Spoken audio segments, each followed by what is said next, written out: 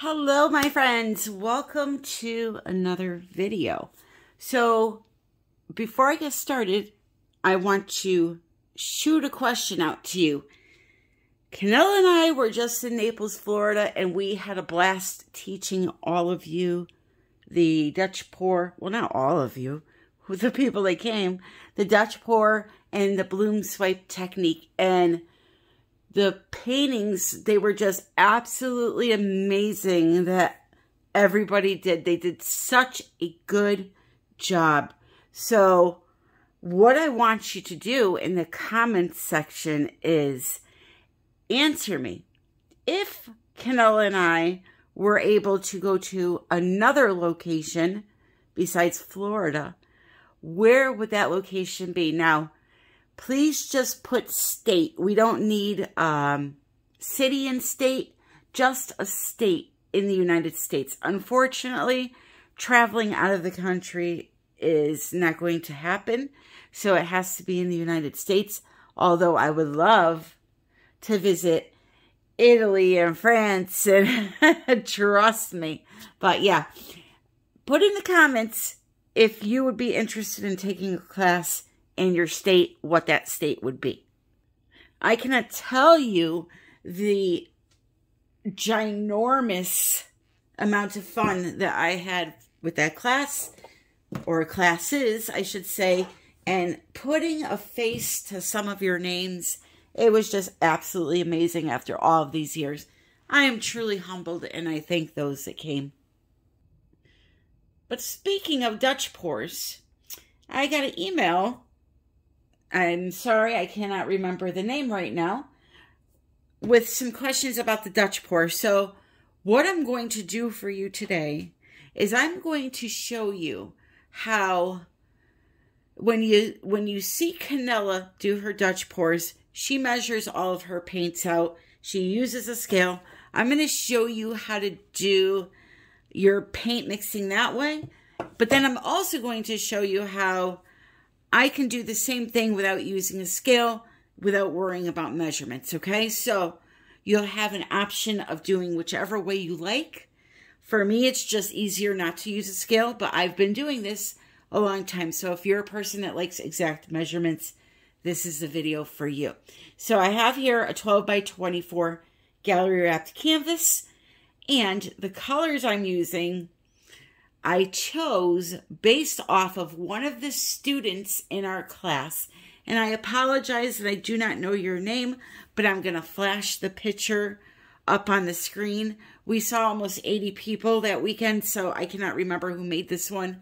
But whoever you are, comment in the comments so everyone can praise you, because this palette was absolutely drop dead gorgeous, and I never thought it would be.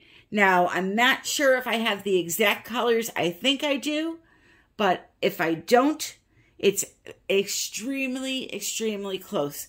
So what I've pulled out from Pebeo is their iridescent red blue, iridescent green yellow, permanent blue violet. Now, there was a carmine that was used, but I did not have carmine, so this cool red by Global is very close. By the way, this is an Australian paint brand that is now sold in the United States, and you can get that through Pixel Paint with a discount in my description. Not everybody knows you can buy that here in the States.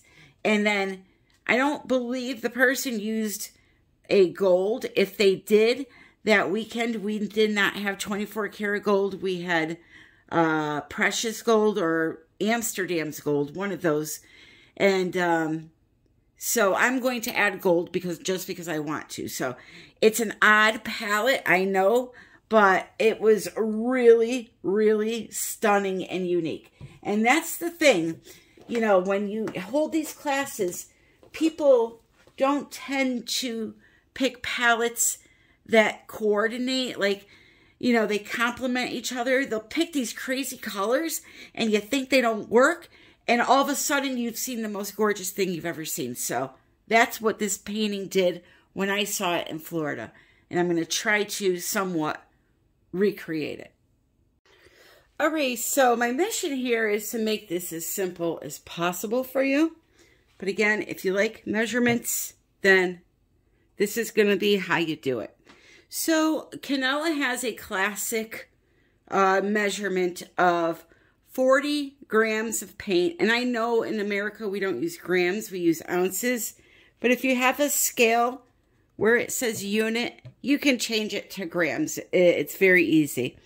I can try to figure out what that is, or you can convert it on Google.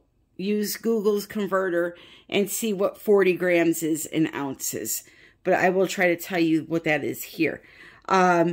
So her classic mix is 40 grams of paint, 80 grams of Flotrol, and 30 grams of water. So basically you're doing 1 part paint to 2 parts Flotrol. That's what that equals.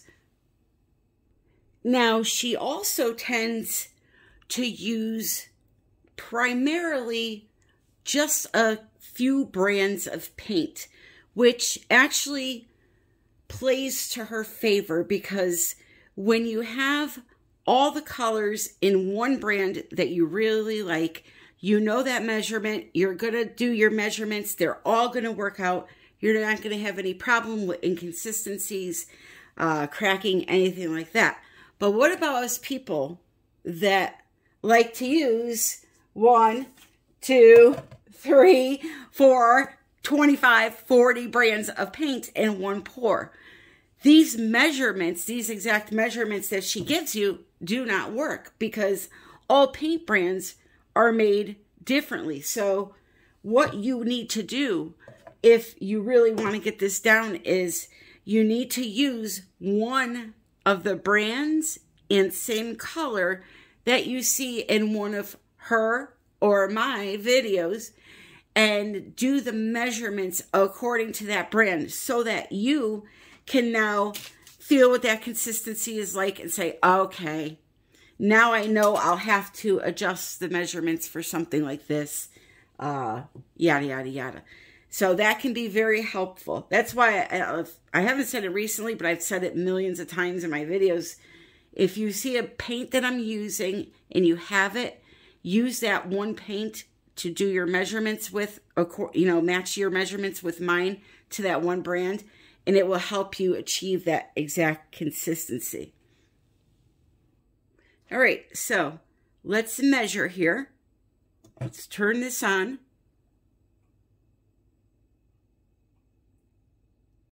So now, per Canella's mixing video, her ratios for Amsterdam paints, which I'm using for my base, the measurements are 25 grams of paint to 80 grams of Flotrol, 25 grams of water. So we're going to measure that here.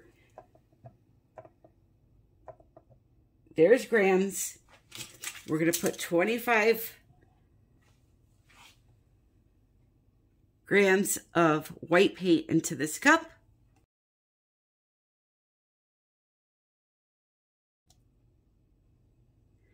And we are at 25.26, which she herself said a couple of grams here and there is fine. Okay, so we have that. Now, 80 grams of Flotrol. So we're going to tear this out. We're going to add in 80 grams of Flotrol.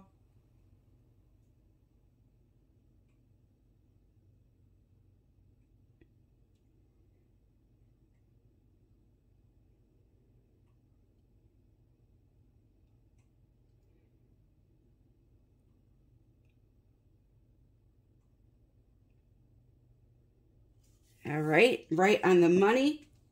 We're going to give that a mix.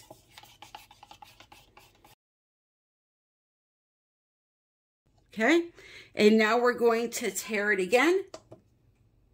And we're going to add in our 25 grams of water. And we should have the exact same consistency as Canella's Amsterdam paint.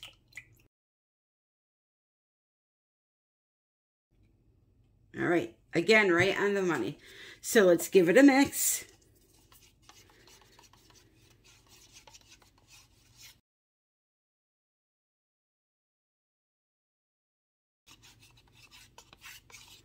And here is the consistency per that measurement. Okay. I don't know if you can see it, but it flows very fast off of the stick. It leaves a little mound on the surface, but immediately disappears. Let me put the light on.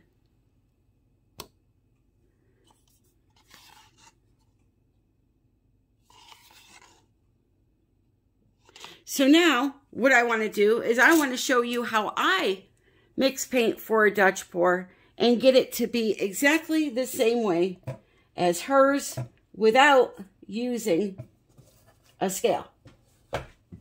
Now this is just my way of doing it. Now, the reason why I'm able to do this is because I know what consistencies feel like and look like, and I also know that it does not matter how much Flotrol you add into this paint.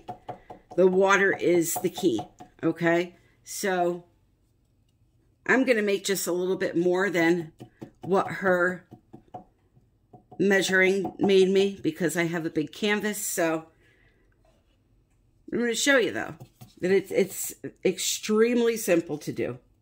You don't need to worry about those measurements. So I have my paint in there. I'm going to add in some Flotrol. Not measuring.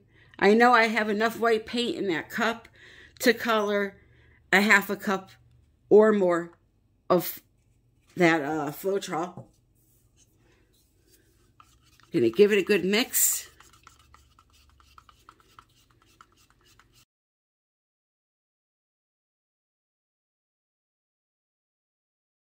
And now I mixed that up. Now I'll just add my water to it a little at a time because I don't want to go too fast. I may put too much in there. Add my water to it until it feels like that same consistency. This paint, even though it has way more paint, way more Flotrol, will perform exactly the same as that exactly measured paint. So again, if you're struggling with consistency, find a video that the artist is using a brand of paint that you have, and they are doing what I'm doing right now, or what Canella did in that video number 434. They are giving you the exact measurements.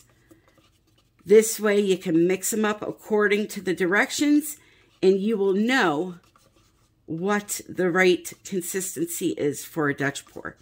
I am in Connecticut. I am teaching classes in the privacy of your own home again. If you're interested in that, you can email me artbytammy@yahoo.com. So I'm very, very close. I could tell just by looking at it and feeling it that hers is thinner than mine right now. So I just keep adding water until I get to that consistency. And this will most definitely do it. So now the same goes for all of my other paints. I'm just putting a squirt of paint in the cup. I'm adding as much Flotrol into it as I want to. The amount depends on how much paint I want to make. The Flotrol is where you're getting your volume from, not the paint. So if I want to make a full cup of paint, I'll put a squeeze of the tube in there. Exact measurements, not necessary. Fill it up with some Flotrol and then thin it down with water. The only problem you may run into is that you don't use a big enough cup because you end up producing more paint than this little cup. But it works really good for me, people. And the effects will be exactly the same as Canella's. You will see in a minute here, okay? All right, so moving forward, let's talk about two common tools that are used in a Dutch pour. The first being a spatula to spread the base paint, and the second being your blow dryer. So Let's talk about the spatula first and why, for a beginner, this can be ruining your Dutch pours. Now, when you have some experience and you have flooded a lot of canvases in your art career, it's very easy to use one of these. But one thing I noticed in classes, you know, people using a spatula that are new to pouring, they don't know how to understand the right amount of paint for the surface.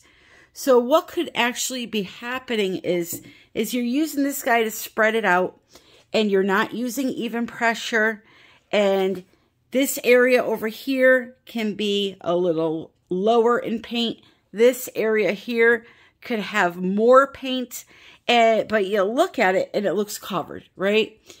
The problem with that is if you have pools of paint that are a different depth than other areas, when your painting's drying, it's going to continue to move more than it should, and you're going to lose your design.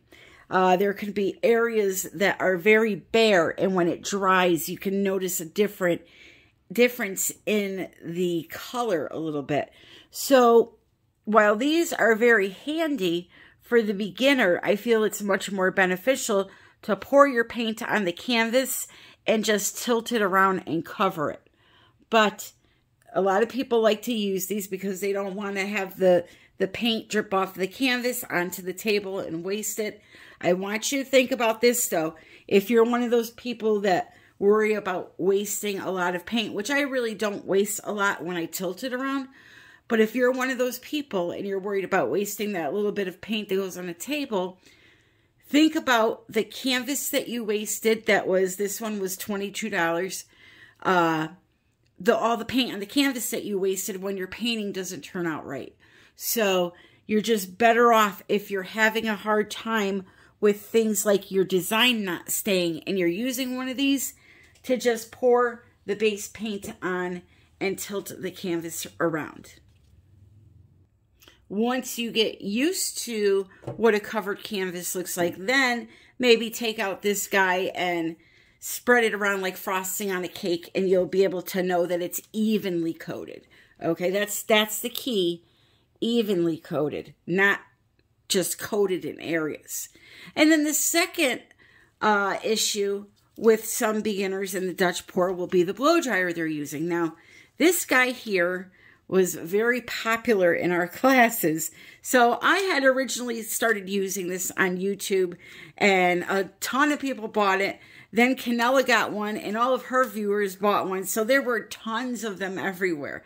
This guy is good for something up to, I would say, a 12 by 36.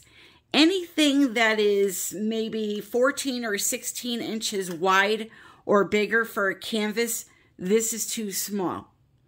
And a bigger dryer is too big for a 12 by 24 or anything smaller.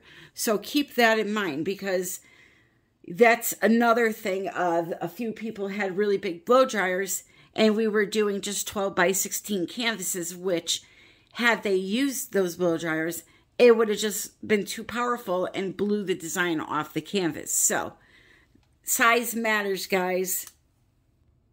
And yes, I'm being cheeky. All right, so let's get started here. I'm going to pour the paint on my canvas, and I'm going to tilt it around until it is covered. You could also, if you want, do this. You can pour some paint on the canvas, spread it around a little bit with the spatula, and then tilt it to even it out, if that helps you, okay? So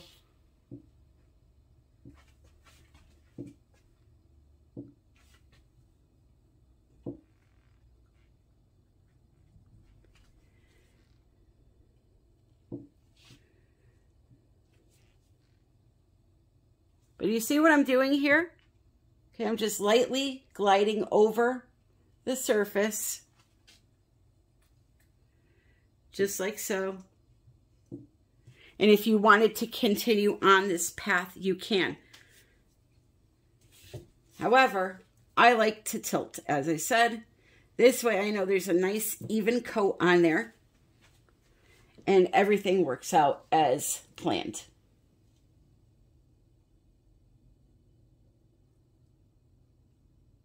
If you do something like this and you're struggling stretching the paint, you can always add a little more paint. And then you want to make sure you coat your sides thoroughly when you're done also.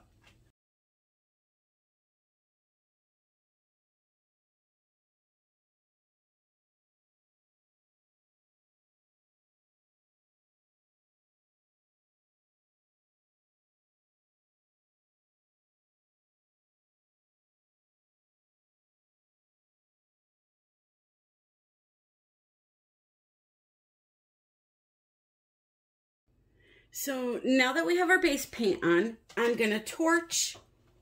I'm going to put the colors down and then I'll torch again. Okay?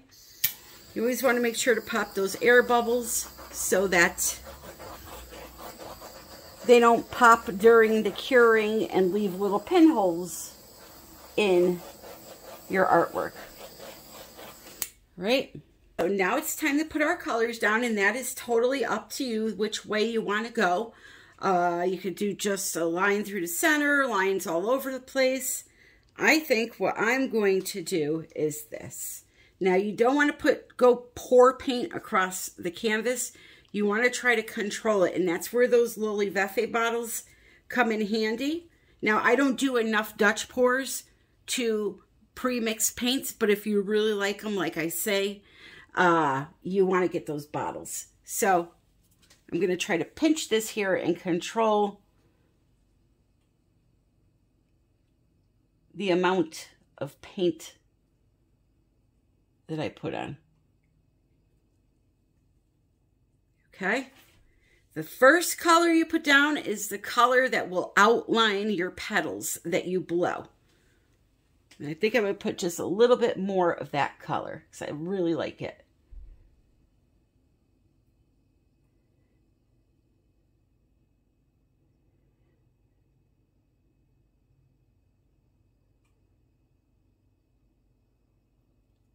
Just like so. Next, I cannot believe I'm using green and coral together, but this was really a beautiful color palette.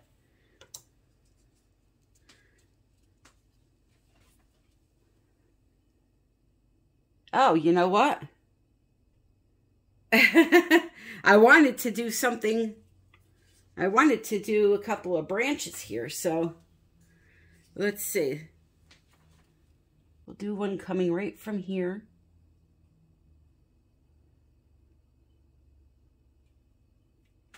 And then maybe from here. Oh, we'll see how that goes.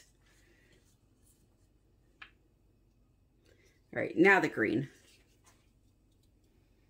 See, with the bottles, you get a much more nicer straight line. But it can still be done like this. You can still make it work.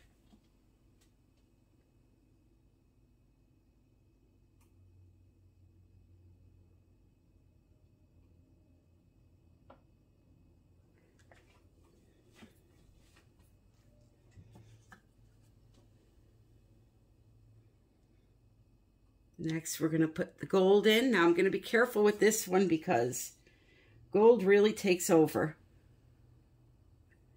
We want a little bit more than that, Tammy. And you want to sandwich that gold in between your colors because it will create cells and lacing when it mixes with the other colors because of the way that it's made. Whatever the base has in it must have some type of gloss. So it reacts with the other paints. Next, we're going to do the blue violet.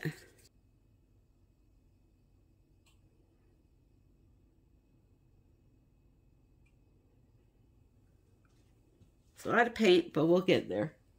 We'll get it there. Have faith in yourself.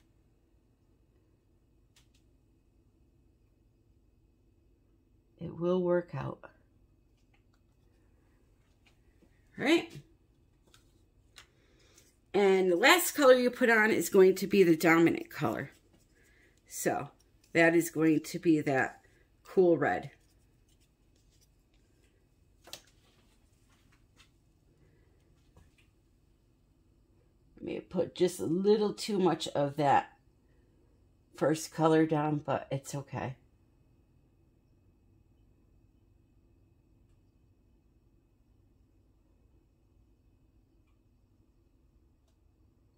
We're going to blow it out like crazy, folks.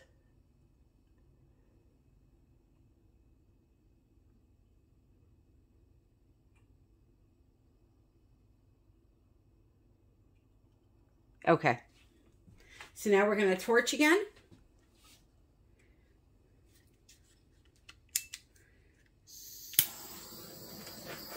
The entire thing.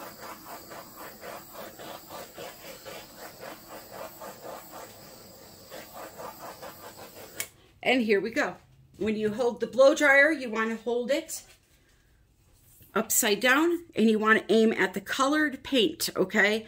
And kind of blow them together, blend them together on low.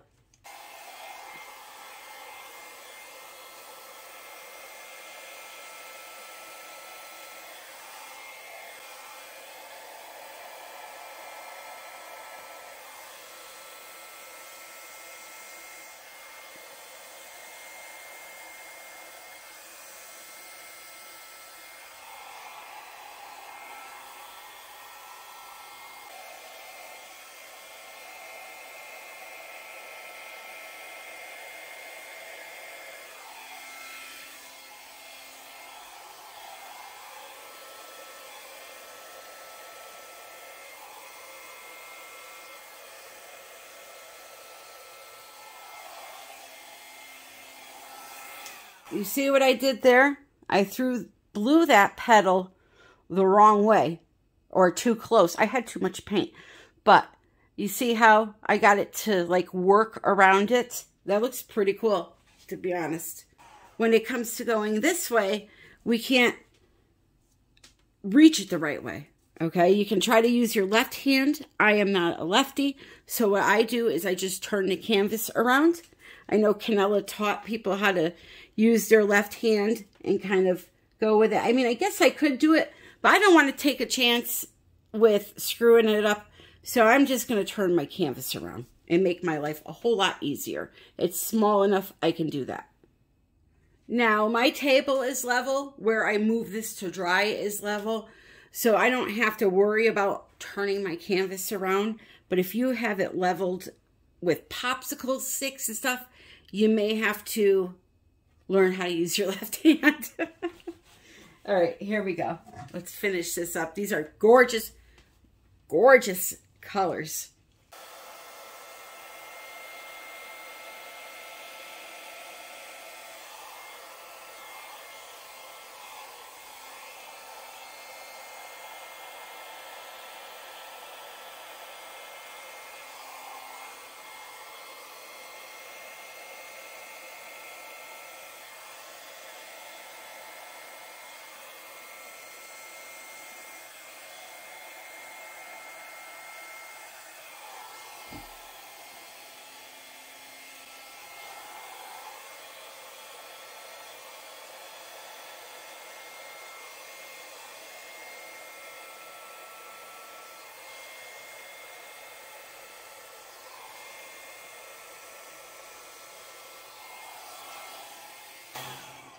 And there you go.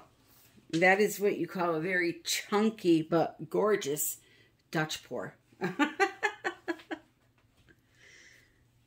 So yeah, half of the amount of paint. That's very hard to control when you're using cups like I am today. Again, I cannot reiterate the need for those bottles if you want to do a lot of these. Or you can always just use the stick too. So now what I do is I look around and make sure that I'm happy with everything. You know, do I want to blow out any areas? I don't. I'm fine with it. I have some beautiful, beautiful lacing few cells. This right here would be cells where it's a ring of color. This here is lacing where you're seeing the purple vein through the gold. All right, so that's the difference in those two. And you can torch if you want. I'm not going to. I don't need to. If you torch, you may get a few more little cells to pop up, but I like this just the way it is. So let me give you a look at it. All right, so here we go.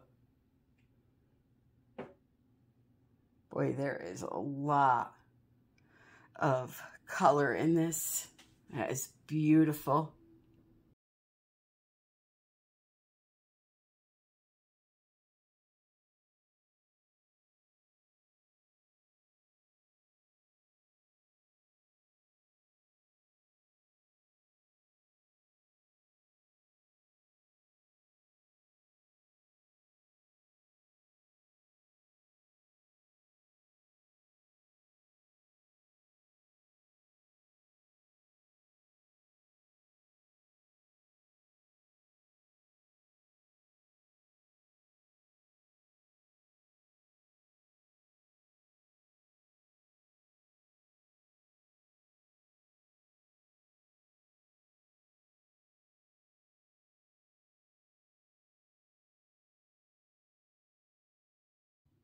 So there you have it, my friends. I hope this video helped you. If it did, remember to click like and subscribe if you're not already. I have a lot of learning tutorials on my channel under the playlist, Back to Basics. And yeah, check out the description for all the information on my channel, on me, and the products. And also, don't forget to comment in the description if you want us to come to your area to teach a class, okay? I love you all. And until the next time, my friends, happy pouring.